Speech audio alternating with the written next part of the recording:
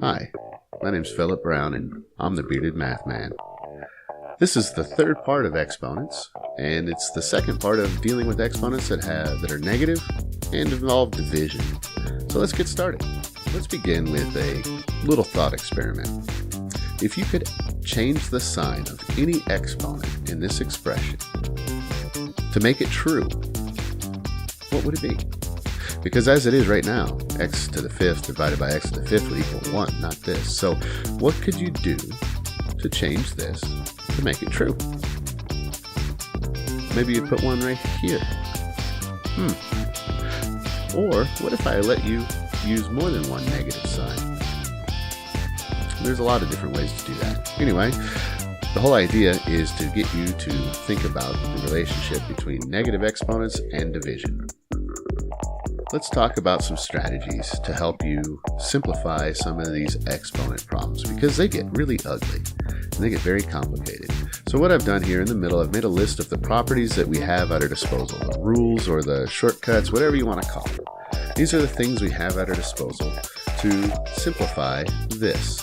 The other thing you have to keep in mind is that when it's simplified, you can only have one of each variable and all of your exponents must be positive.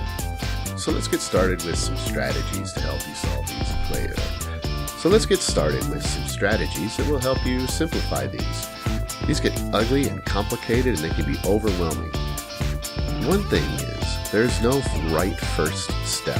As long as you're following the order of operations and you're applying the properties of exponents correctly, it doesn't matter where you start. You just gotta start with something. Look for something you know. Now when I see this one, I see parentheses, but there's nothing inside those parentheses that can be simplified. So I'm going to start off with that property right there. What I'm going to have is 5 times x to the 15th times y to the negative 25th. Just be careful with your negative times a negative is positive and negative times a positive is negative. Now next up, we have a negative exponent right here. So I'm going to rewrite that as division, and then I'm just going to clean it up. 5 times x to the 15th divided by y to the 25th. Let's take a look at another. Now this one, the order of operations is a little bit more prominent. The thing about the order of operations is it's not its own topic. It is how you do math always. And inside the parentheses right here, we do have something we can take care of. We have a pair of x's. So I'm going to simplify those using that property right there. And that's going to give me x to the 8th in the numerator. Everything else is going to stay the same.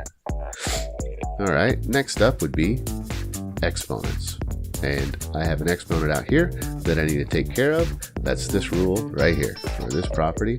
So I'm going to go ahead and distribute that. Now be careful. A lot of times, if this was not a 2, if there was nothing there, people would multiply negative 5 times 3 and put negative 15 here, and that would be a very sad thing. If this was a 1, there'd be a negative 15 here. Okay, last thing.